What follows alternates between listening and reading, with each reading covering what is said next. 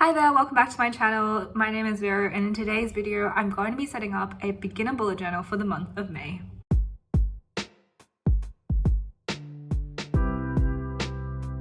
If you're new here, please like and subscribe. It takes literally 2 seconds, costs you nothing, but totally makes my day.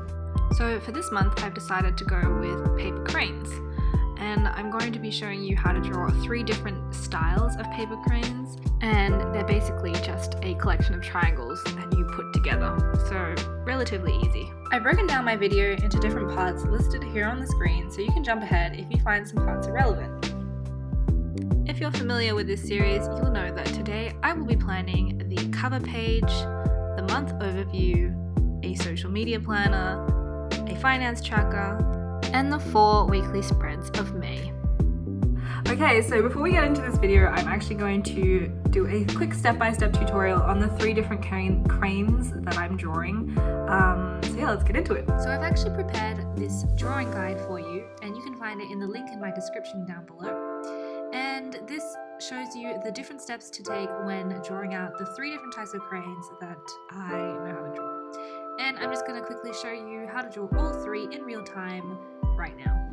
So for crane number 1, there are actually just 4 steps to do, and you start off by drawing this sort of diamond shape, I guess you could call it, with an inverted tip at the bottom, and then you draw a line connecting both ends of the diamond, or the weird diamond, together for that paper effect. The next step is to draw the second wing, and because we're only looking at it from the back, you don't have to draw a line in the middle. The third step is to draw the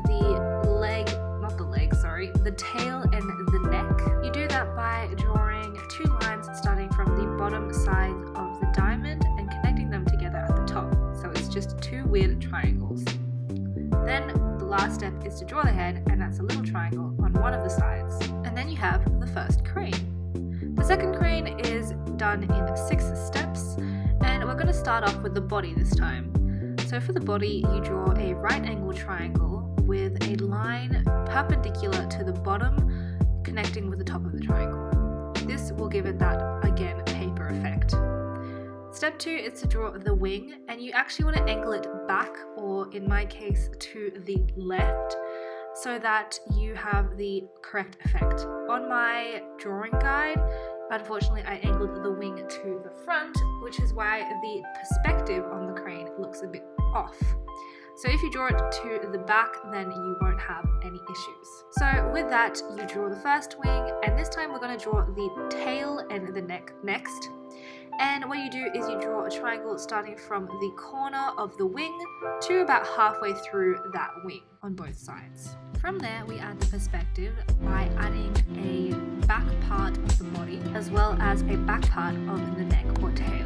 We do that by drawing a line starting from the top corner of that right angle triangle and tracing it to about, a quarter of the length of the neck or the tail. Then you draw another line starting from the top of the tail or the neck and angle that line slightly away from that line. Then connect it by drawing a small line between the first one and the second one. The final step of this second style of crane is drawing the back wing. For that, you draw a sort of, what is that shape called? I'm not sure.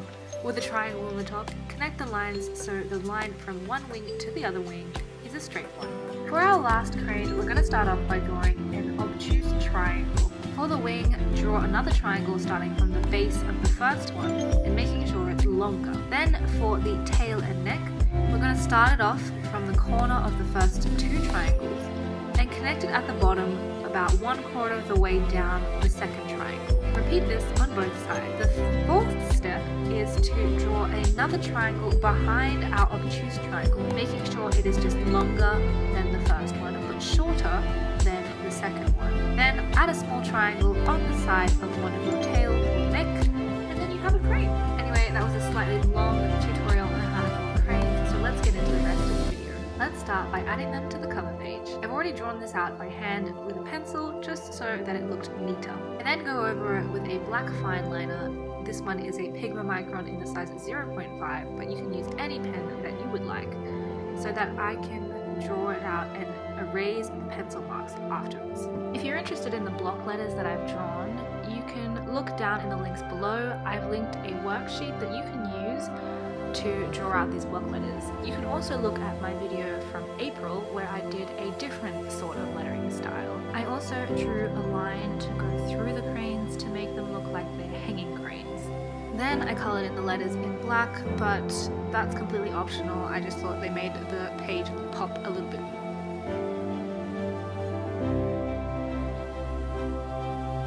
The next spread is the monthly log and the goals page. And if you're using a dot grid journal, for the monthly log I draw a small calendar. The specifications for this are 5 squares by 5 squares for each day of the week. Here's a quick time lapse of me drawing that, and I use this layout pretty much in every journal that I use for myself and for others, because the layout is just super easy. I then added the first letter of each day of the week to the top of the boxes, and I numbered each box as well. Because the boxes for the days of the month are 5 by 5 squares, I also had space to include the goals column on this page. I then added May on the top in my block letters. Again, link to that guide in the description box down below. And originally I tried to colour in the letters differently, like the first one is stripes, the second one is fully coloured in, and the last one is blank, but I ended up just colouring all of them in because it made it more harmonious, and before just was too hectic for me. And to ensure that the spread was still in my crane theme, I drew on some cranes at the top as well as on the bottom. I used the 3 different types of cranes that I show you how to draw at the beginning of the video. Next is the social media tracker, and I've just included a small time lapse of me block lettering the letters for social media in case you're interested in looking at that. Unfortunately, my hand was casting a shadow, so that probably wasn't the most helpful, but whatever. I then go over it with a black fine liner to bring it all together.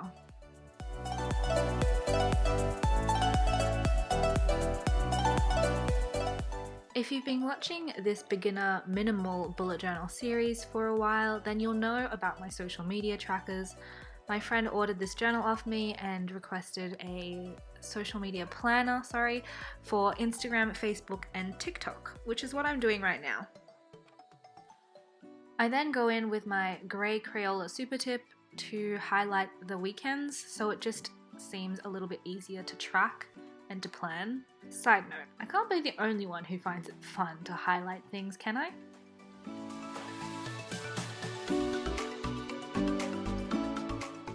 To add a little bit of a pop, I coloured in every second letter of the word social media, just to make it more interesting. Totally optional.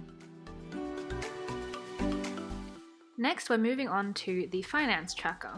And I got a little bit bored of drawing full-sized cranes, so I decided to change things up a bit and include them into the block letters of my title. And if you've been watching this series for a while now, you'll know that I divide my finance tracker into 4 columns to separate date, item, category, and the cost. So with my categories, basically I have a spread at the beginning of the bullet journal where each month you track the different expenses per category. And I've included a quick snapshot of what that spread looks like just on the right corner.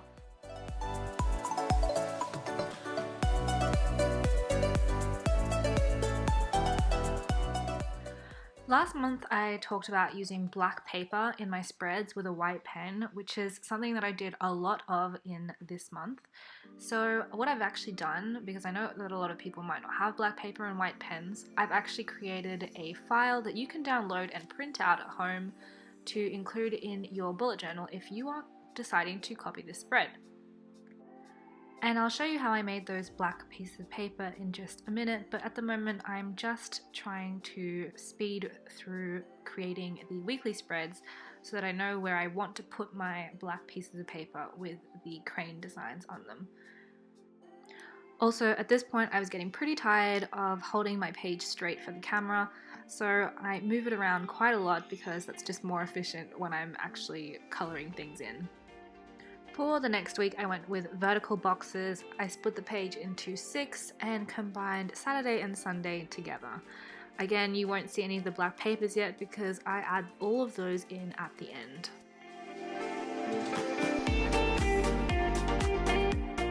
I think this week was actually my favourite one to design, but apparently I loved it so much that I forgot to film it. and it's my favorite because of all the crane designs, which you can briefly see in pencil at the bottom. For the following week, I separated the page into 8 yen, and I designed small little cranes so that I could put the days of the week in as well. And as promised, I designed the white paper cranes on black paper, and the link is in the description if you would like to print those out and use them, totally free. And basically I just cut them out and stuck them onto the page for this May spread.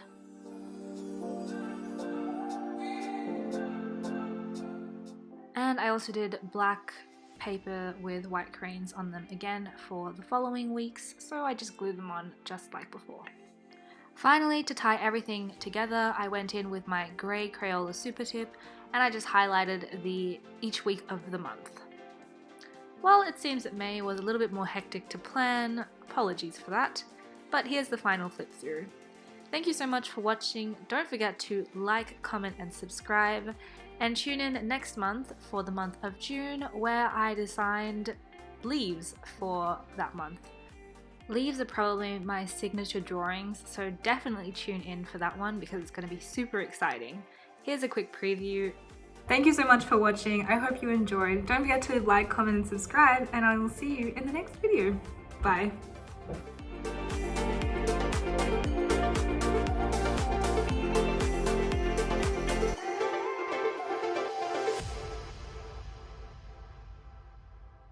Thank you so much. What am I supposed to say after that? It costs, what is it?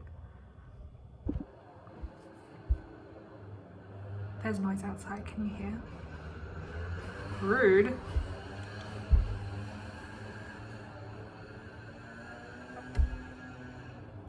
Okay, I hope that's better.